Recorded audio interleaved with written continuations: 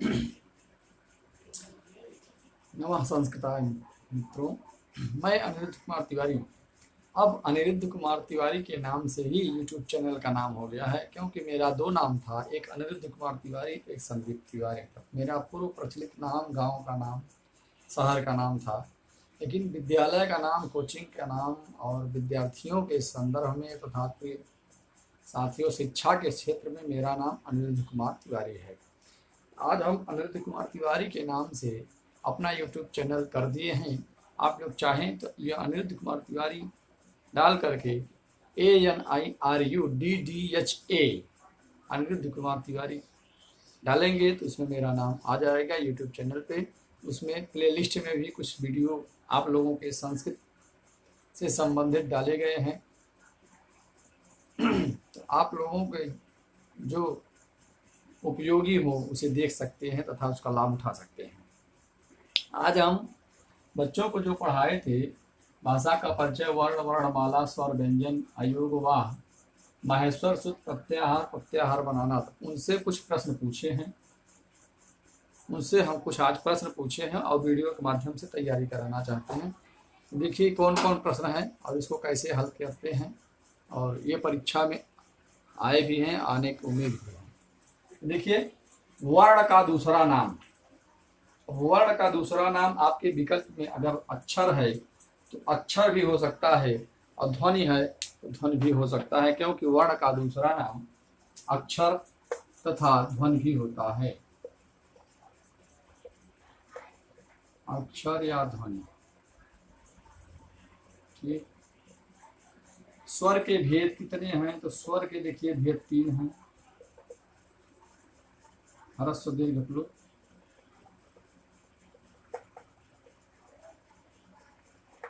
ह्रस्व, दीर्घ और प्लुत। अब देखिए, ह्रस्व को एक स्वर कहते हैं, एक मात्रिक स्वर कहते हैं तथा लघु स्वर कहते हैं, और दीर्घ को दीर्घ स्वर कहते हैं, द्विमात्रिक स्वर कहते हैं तथा संध्यक्षर स्वर भी कहते हैं, और प्लुत को प्लुत स्वर तथा वेदों में प्रयोग किए जाने वाले स्वर को प्लुत स्वर कहते हैं तथा इसे त्रिमात्रिक स्वर भी कहते हैं। अब व्यंजन के भेद। तो व्यंजन के भेद कहीं 3 कहीं 4 आता है, लेकिन संस्कृत में यूपी टेट के लिए 4 ही प्रकार का माना गया है।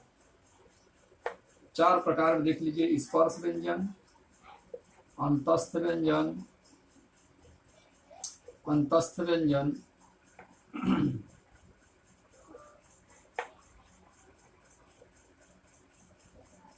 अंतस्थ व्यंजन, स्पर्श व्यंजन, उष्म व्यंजन, उष्म व्यंजन प्लस संयुक्त व्यंजन। ठीक, ये 4 व्यंजन हमारे बताए गए हैं। अब आता है संयुक्त व्यंजन किसे कहते हैं।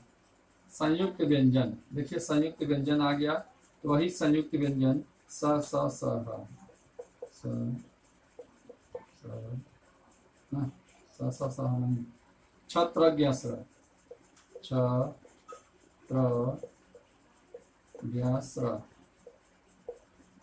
ठीक, ये 4 हमारे संयुक्त व्यंजन हैं। और संध्यक्षर स्वर कितने हैं? तो संध्यक्षर स्वर ये बहुत इंपॉर्टेंट है। संध्यक्षर स्वर भी हमारे 4 होते हैं, और ये ए आए ओ औ, ए आए ओ औ, ये हमारे 4 संध्यक्षर स्वर हैं। जो संध्यक्षर स्वर का मतलब होता है कि 2 स्वरों से मिलकर बनना। तो 2 स्वरों से मिलकर ये बने हैं। अ प्लस ई बराबर ए, अ प्लस उ बराबर ओ, और अ प्लस ए बराबर आए, अ प्लस ओ बराबर औ। ये संध्यक्षर स्वर हैं। लुंठित वर्ण। लुंठित वर्ण किसे कहते हैं? देखिए, लुंठित वर्ण र को कहते हैं। और स्वरों की संख्या कितनी है? संस्कृत में तो स्वरों की संख्या 9 है। इसे हम अच के नाम से जानते हैं, अच स्वर। ठीक, अच स्वर।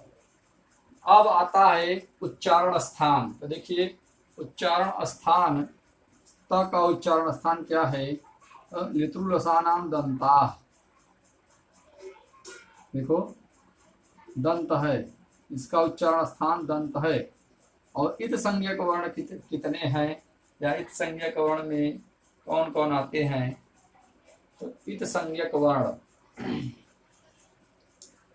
इत संज्ञक वर्ण, इत संज्ञक वर्ण मतलब पहले 14 सूत्र पूछे जाते हैं। कुल सूत्रों की संख्या कितनी है? 14। इसलिए यहाँ भी इत संज्ञक वर्ण कितने हैं? 14। टेट के लिए 14 ही है, टीजीटी के लिए 15, लेकिन 14 ही आप लोगों को लगाना है। अंतस्थ वर्ण क्या है? अंतस्थ वर्ण क्या है? अंतस्थ वर्ण का दूसरा नाम क्या है? अंतस्थ वर्ण को ही यण वर्ण कहते हैं। यण वर्ण अंतस्थ वर्ण है, य वर्ण ल। अंतस्थ वर्ण का दूसरा नाम यण वर्ण। और इच, इच प्रत्याहार के वर्ण क्या है? इच का मतलब होता है प्रत्याहार। इच प्रत्याहार के वर्ण क्या क्या है? तो देखिए ई, उ, री, री, ए, आई, ओ, औ। इतने देखिए आपके इच प्रत्यय में आएंगे। ये हमारे 7, 8, 9, 10, 11 प्रश्न, 11 प्रश्न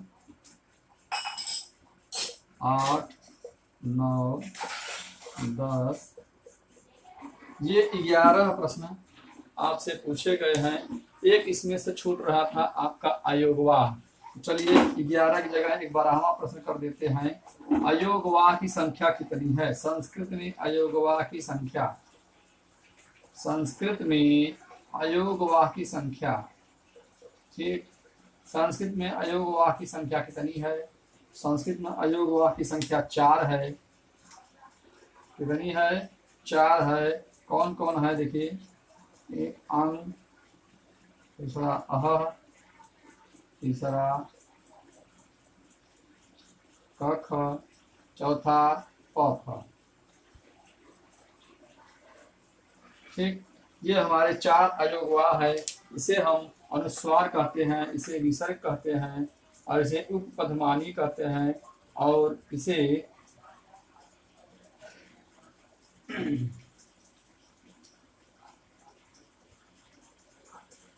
क ख वाले को उपपदमानी के बाद जो आता है वही समझ लीजिए। इसमें हमें इसका नाम हमें अटक रहा है, नहीं आ रहा है।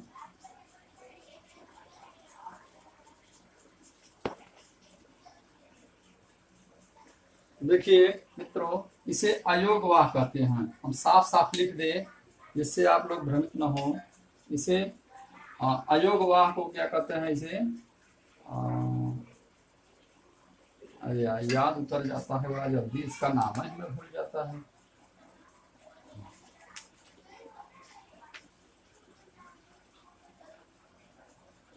हाँ, इसे पद्मानी और जिह्वा मूली कहते हैं। इसे जिह्वा मूली कहते हैं, जो हम इसका नाम अलग अलग लिख देते हैं। देखिए अयोगवाह,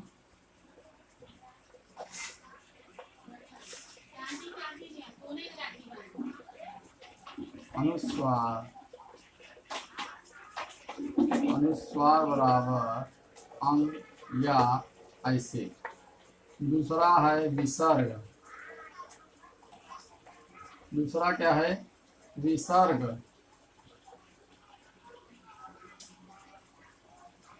विसर्ग क्या है? अह बराबर ये विसर्ग। तीसरा क्या है? चौथा क्या है? चौथा उपपदमानी।